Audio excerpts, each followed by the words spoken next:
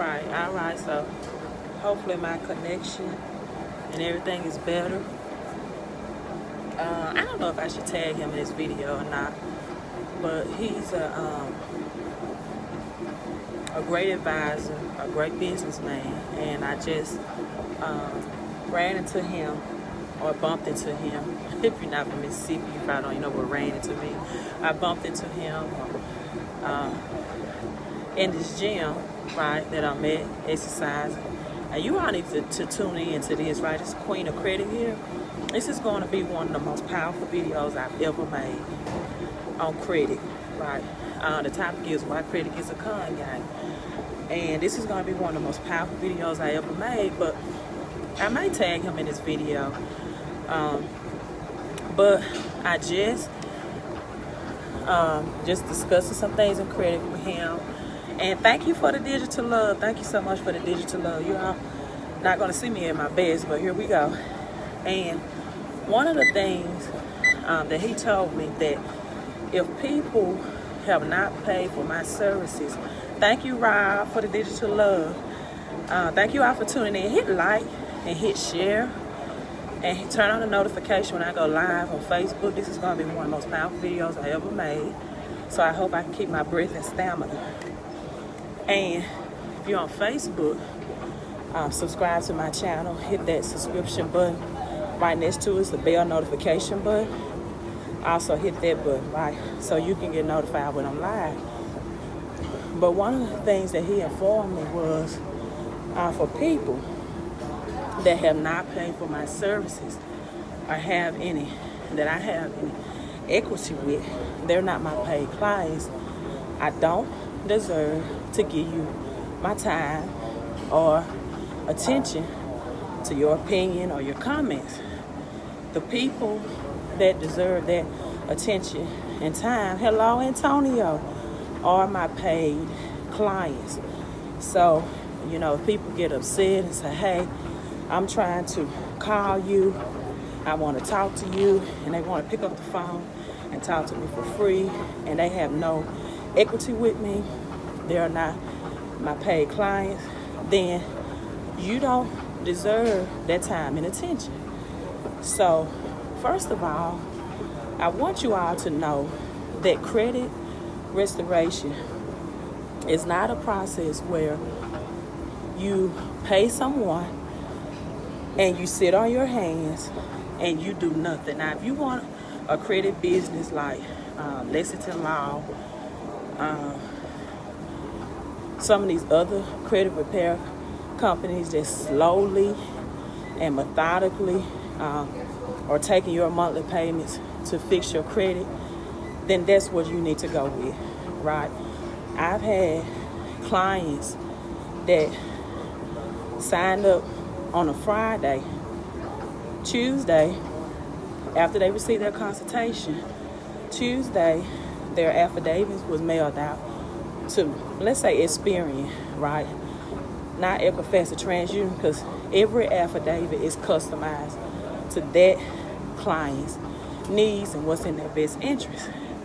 And then Wednesday, I get another email or text and say, hey, when is Equifax and TransUnion going to be mailed? And I know immediately that that's an impatient consumer. And that's a person that very soon will probably be right back in a bad credit situation.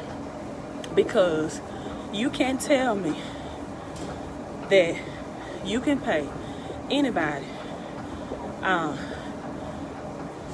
anything for your credit, and within 3 days I already have a mail affidavit to challenge negative items on your behalf, and then ask me 2 days later, when are the other two?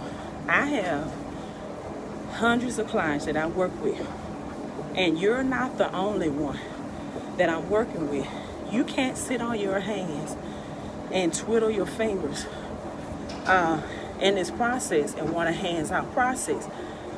You hire me to be your consultant. So if you, for example, tell me, I see that my affidavit was mailed on this date It's been 30 days, I've heard nothing. And I respond, okay, these are the credit agency phone numbers. Contact them.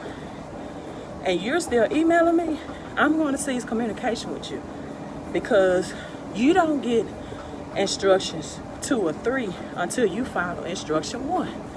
If I have asked you to call and check on the status of your dispute so we can know where to go from there, or I ask you to scan and email me results, not to send me your login information. Show me the documentation. And speaking of that, this is a good lesson of what the credit agency is supposed to do. I was speaking in my last video that credit agencies, TransUnion, Equifax, Experian, all began as businesses that kept up with clients' information on file. They would acquire this information, usually by calling your neighbors. They will have everything on there, from who you're married to your financial records, to any behavior patterns, right? And they were just a record storing businesses where they connected with the banks and that lend money, and the bank said, hey, you know, if it's Capital One, Chase Bank, Bank of America, the bank said, hey, we want to pay you for this person's information so we can know whether we want to give them a loan or not. How creditable are they? So Equifax, TransUnion, Experian soon realized that this is big business, and having bad credit reporting is much more lucrative, right, than people with good credit. Now, why is that? Well, because bad credit can have the banks in position to charge you higher interest rates. So if you all have any questions, just comment below. I will go live on YouTube with this same topic, right? Why credit is a con game. And so I found out this is a lucrative business, and bad credit makes more money than reporting customers with good credit, because now we can get them on the back end and charge high interest rate, right?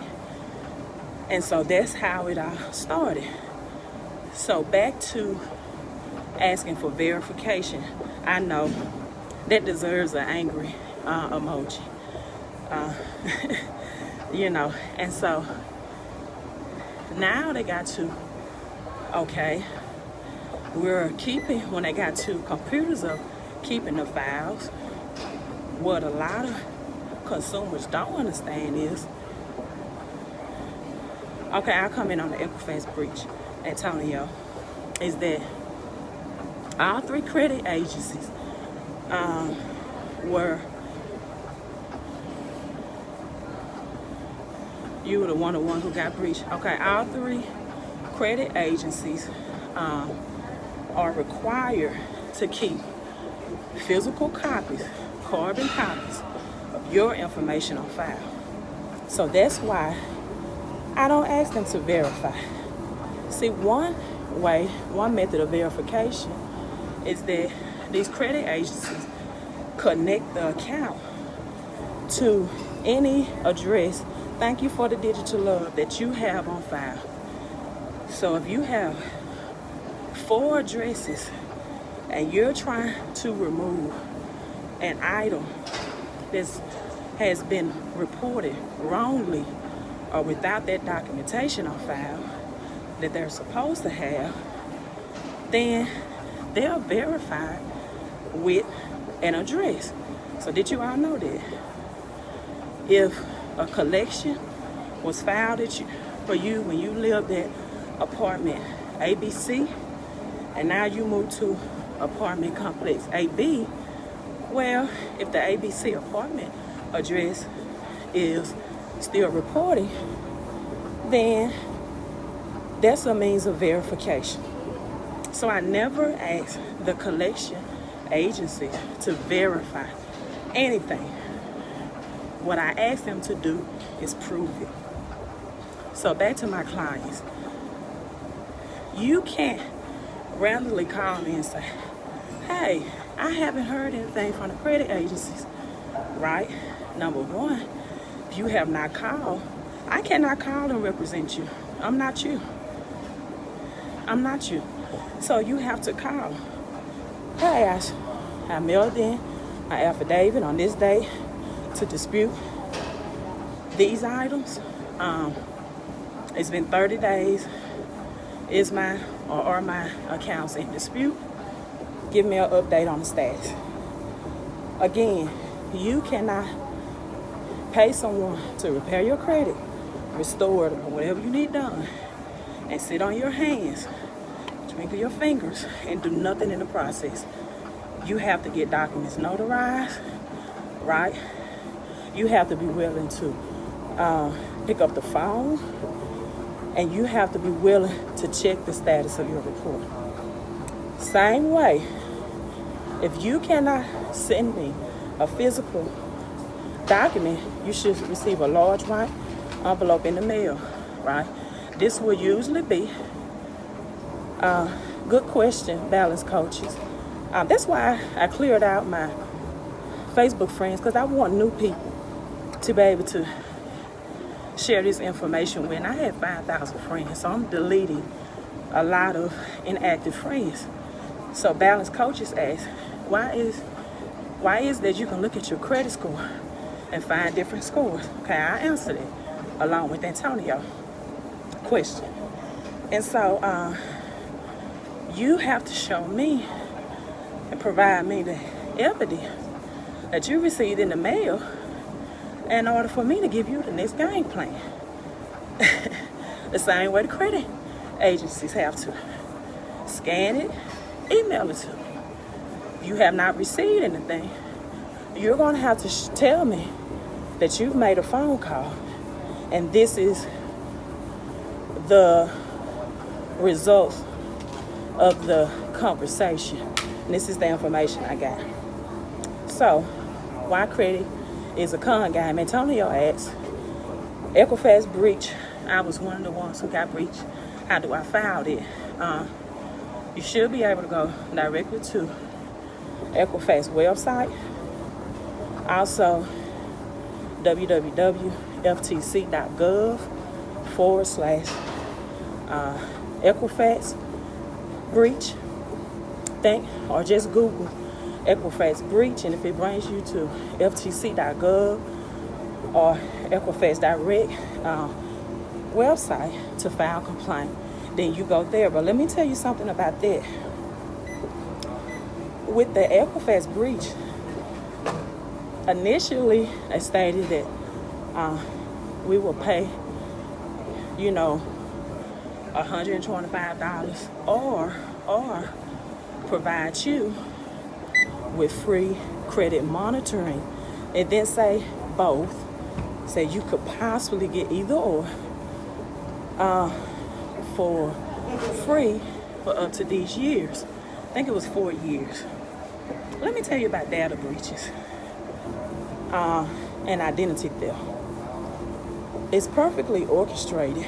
You heard about the Capital One data breach as well. Comment yes or no if you heard about that. If you heard about Capital One, was like 1 week, whether you're watching this live now on the replay, comment yes or no. Capital One was like 1 week after Equifax. Now, all of this stuff is a con game. What they want you to do, okay, Rob said no, thank you, Rob. What they want you to do is feel like your identity is in threat of being stolen. Now, I want to be honest with you. I don't know who would want to steal. Okay, Balance Coach said yes, Todd said yes. I don't know who would want to steal someone's identity with a low credit score. First of all, when I say low, I'm saying 620 or below. Second of all, once these data breaches announcements come out, right? And I'm back on Equifax real quick. I think at this point that they're saying they're not even going to pay out the $125. So what was the point of that? Back to credit is a con game. What was the point of that, right? The point of that was to put fear in the consumers so you all can go out and buy identity theft protection for $14.99 a month, right? Okay, for $14.99 a month. Pay them, get them money for identity theft protection. Do you think that if your identity is stolen, that they're actually going to pay you out $1 million for 14 hours a month? You know, that's what they have in there. Okay, you get this identity theft protection, your identity gets stolen, you're insured to up $1 million payout. Do you really think that's going to happen? No, it won't. They're not going to pay you up to $1 million for that. It's just all into this scheme and con of things to get you another product that the credit agency wants to sell. Thank you for the digital look. And to get you to buy their services. That's the name of the game. So they put this in you, and you can protect your identity for free. You don't have to pay for that. So now Equifax is saying, well, we don't even have the $125 to pay out, but we want to lure you all in and get you this free identity theft protection. So at some point we can convince you to pay for it, and we'll have another money-making product. That's one con and the credit game. Another thing, the same way these credit agencies started out is the way they have to end. You're not going to get anywhere, right? If you tell the credit, thank you for the digital love. If you tell the credit agency that this account is not mine, no, you have to ask them to prove it. You're not going to get anywhere by saying this account is not mine. You're going to have to ask them to prove it. Now, some issues that I also get, which is not very often, is the impatience of people about the credit restoration process. It took them years. Some people even sit 6 months without paying on an account, not responding to phone calls or mails that you've missed 6 months of payments, and they will patiently miss those 6 months of payments and let an account go into charge-off status, or they will pay late on an account for a month or 2 months, 30 days or 60 days, and let that account report as late payment. But they want to remove in 30 days. If it took you years or months to build that bad credit reporting, because it does not happen overnight, bad credit does not, unless everything is reported negative all at the same time, you should be patient enough to wait at least 2 to 3 months. And I always revert back to this story. I had my friend, client from Mississippi, right? Had a bankruptcy. She patiently allowed me to consult her for 8 months of her getting her affidavits notarized, of her going to the post office because you need a paper trail. Did you all know, for example, that you can sue, thank you for the digital love, a credit agency for free in small claims court if they do not prove that that account is yours? Did you all know that? You don't have to have any money for that. And she got all this information notarized, right? She went to the U.S. Post Office because you need a paper trail. You need to stop disputing online because they would give up some of your rights to take them to court if they don't prove it. And it won't even go to court, right? Most of the time, because they know they have not provided you with proof. And in 8 months, her bankruptcy that was scheduled to be on that credit report for 10 years was deleted. Anything and everything can be updated, whether it's a late payment or deleted from your credit report, right? If they cannot prove it. But most people don't want to go through the process of being patiently waiting, right, to get that done. And leading into that, let me see what my other question was from Balance Coaches. Let me see, can I scroll down? He said,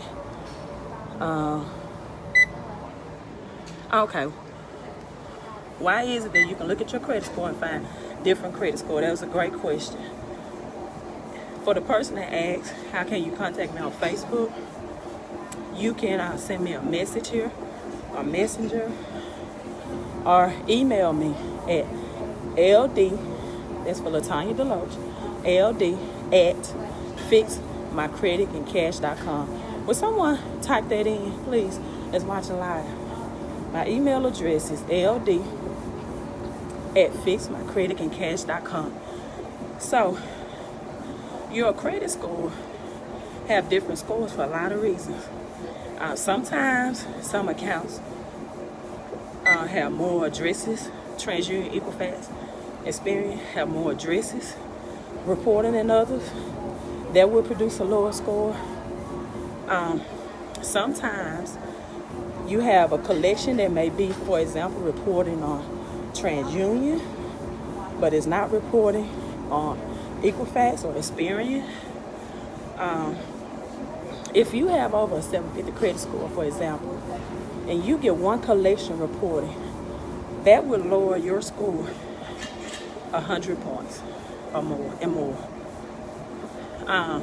Sometimes you have a positive account that only, like I've seen credit reports, for example, that had JCPenney account. I'm just using JCPenney as an example because I know it does this.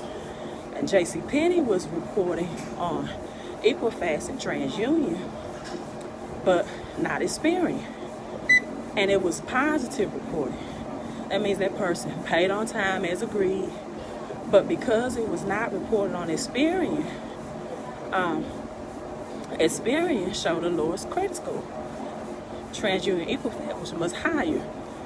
So it's depending on the creditor of where they want to report. See, creditors don't have to report your account information. They choose to, especially if it's negative, because it's all in the scheme of the plan to keep you in bondage through credit.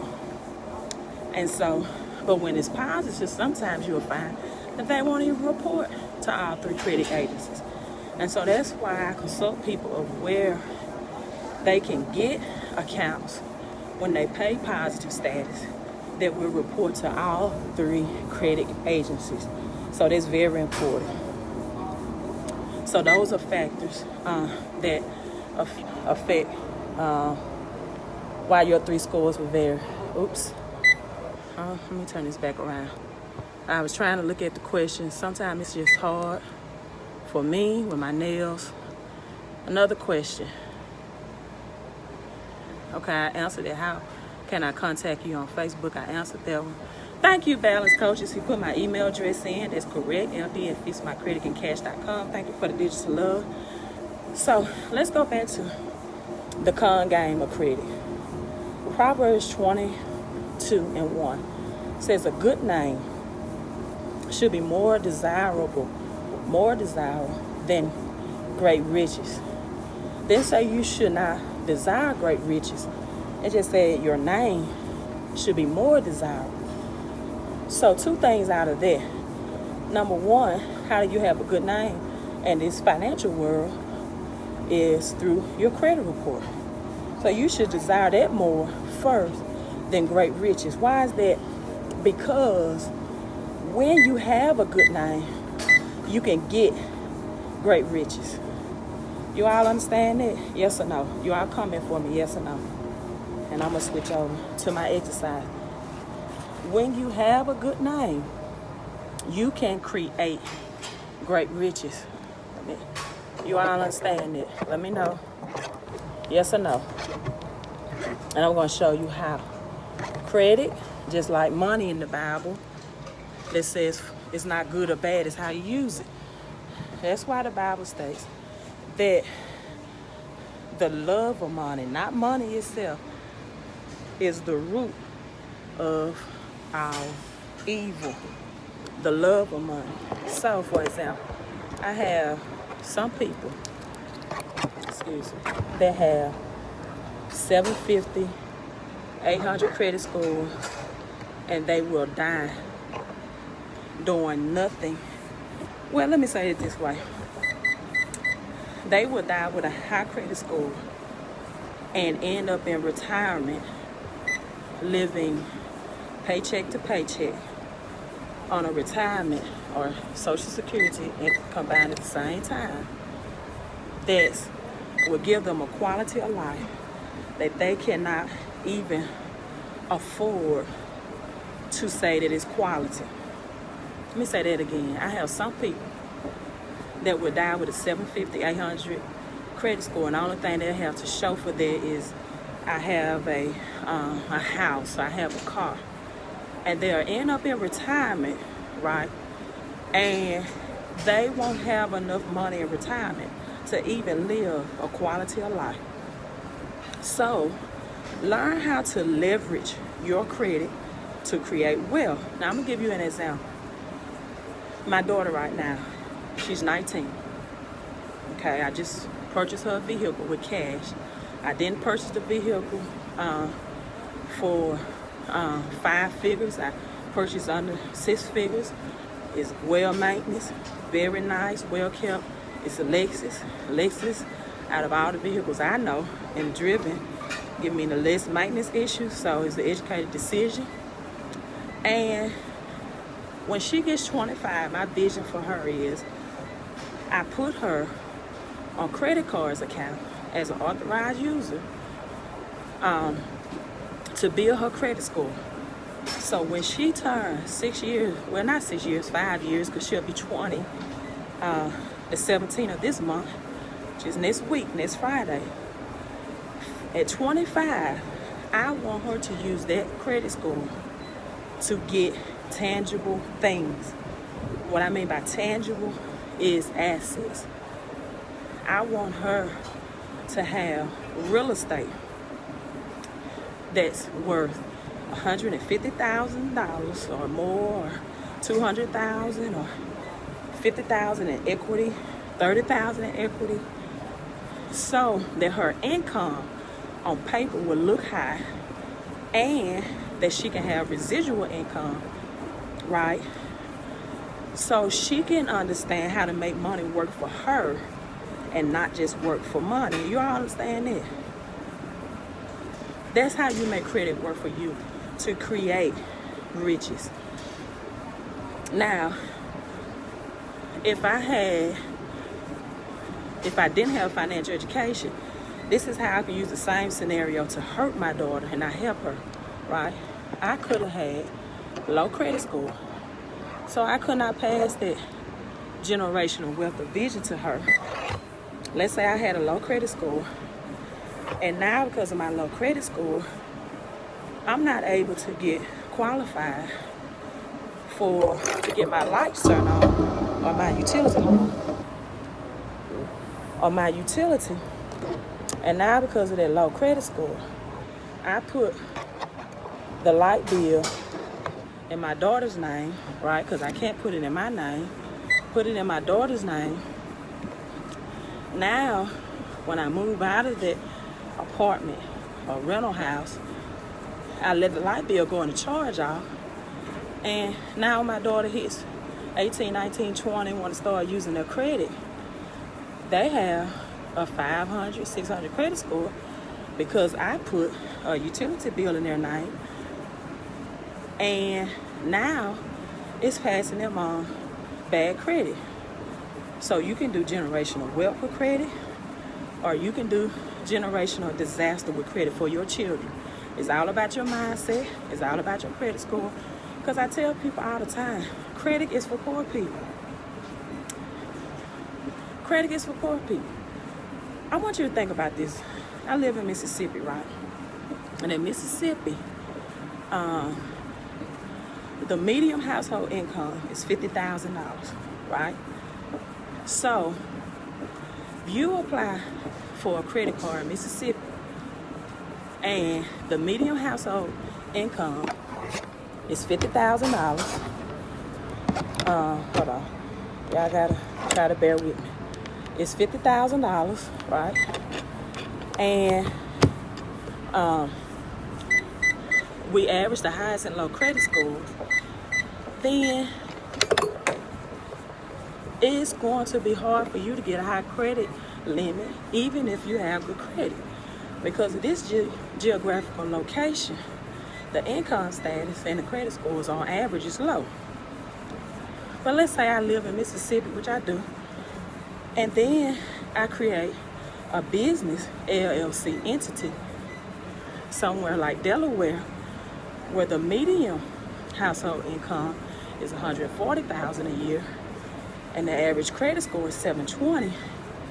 Now, when I apply for big credit under my business name in another geographical location, which the income is higher, I can make myself look any way I want to look on paper. And where in Mississippi, even with good credit, I may have got a $20,000 credit limit. Now from Delaware, applying under my business name, right, I can get a $35,000 credit limit. So you got to learn how to play this game of credit to get, or to stop you from living paycheck to paycheck, to create real wealth, where you're just not getting money for getting up every day.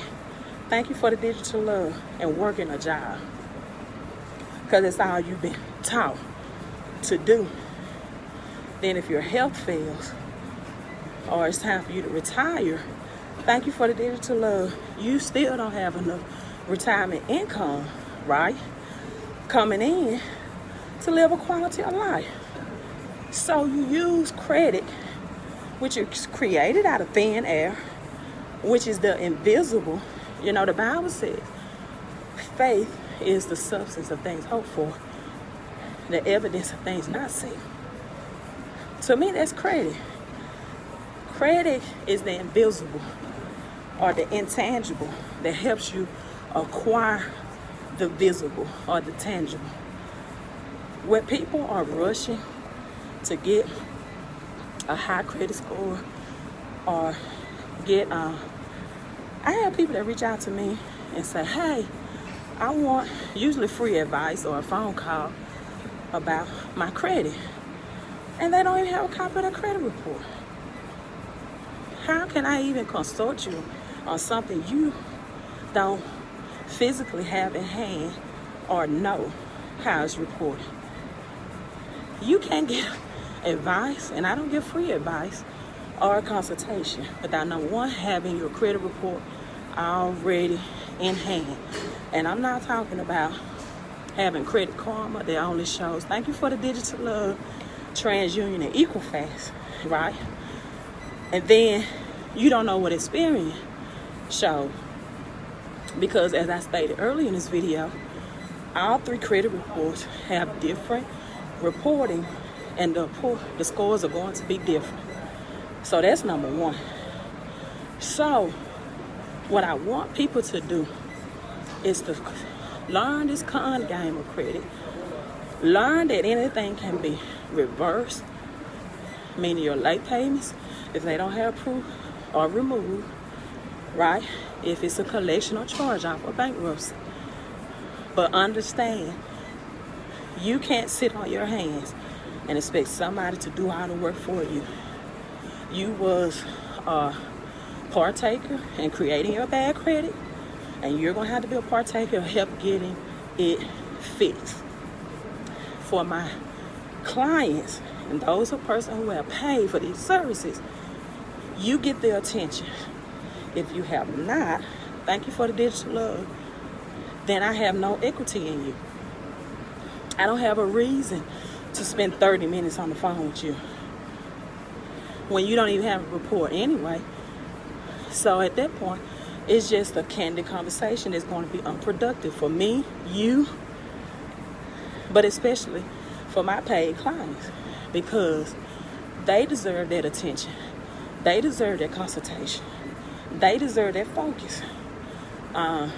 So I want people to use credit to create tangible assets that will forever create them positive cash flow, like land, like homes, like rental units. If you want to build apartments in these Caribbean islands, tangible things that pass on generational wealth, because a good name should be more desirable, your credit score, than greater riches or silver and gold, according to Proverbs 22:1. So this credit is a con game.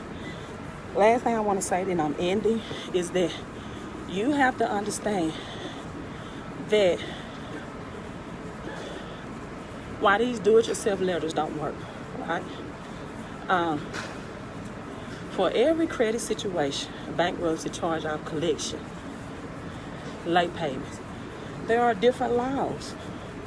Nothing is just cut and dry when it comes to credit. You can't send a one letter fits all. When you do credit restoration and removal, sometimes you have to write things almost like in the Spanish format. And I'm not saying use Spanish, but you have to put it in such a way where the computer system, 𝒤𝓾𝓄, cannot recognize it, so you get human eyes to look at it.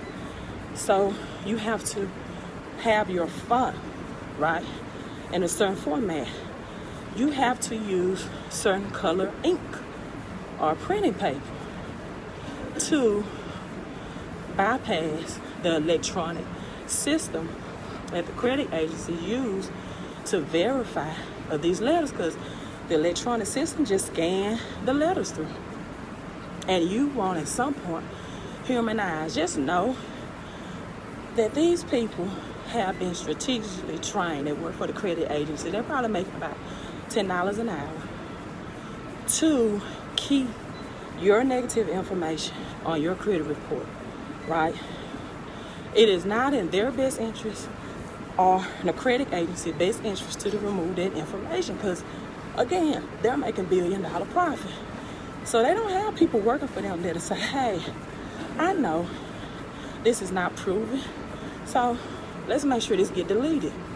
It's going to take more than one attempt sometimes. Sometimes it just takes one attempt. I've got bankruptcy out for 40 days. I've got bankruptcy out for 8 months. I've gotten collections out in 30 days. I've gotten collections out in 90 days. I've gotten late payments reversed in 30 days. I've got late payments reversed in 90 days. I've gotten charge-offs off in 30 days. I've gotten charge-offs off in 90 days. Nobody, the results or credit information is the same. Everybody is different. And if you have that small percentage where the credit agencies do verify or they do prove the account is yours, then it can't be removed. That's a small percentage, but sometimes it can happen. So nobody can guarantee that all your negatives will be removed. What I can guarantee is that if it remains on there, we're going to make them prove it through carbon copy documents that they're supposed to have in their files. And then, if you don't know anything about Metro 2 formatting, that's a format that they use, that they have to also have proven their accuracy, you know, that they're reporting their information 100% accuracy. So use your credit to build generational wealth and to get tangible assets like real estate and land. And then get the intangible things like life insurance policy, stocks, cryptocurrency, right? Okay, Ronald. But this message was just for my clients, and this message is also for my non-clients, because I want you all to revision how you use your credit. It's good that you can use credit to get you a nicer home, but did you know what's even better is you can use credit to pay off that same house in 5 to 7 years, where you're not paying thousands of dollars in interest, right? So it's good to get credit to get a better vehicle, but you can use credit to get a vehicle that's financed at 10% interest rate, or to get a vehicle financed at 1.9% interest rate. And the lower the interest rate, the more cash flow you should be able to save, because now you're paying more towards the principal of that vehicle versus the interest on it. And now you can pay off that vehicle too at a quicker rate. So hey, I'm getting out of breath. I'm going to go live on YouTube, but I'm going to upload this video. Message me on Facebook and YouTube. Email me at ld@𝒞𝓄𝒾𝓉.com. It's the Queen of Credit here. I'm signing off. Oops. Get this straight.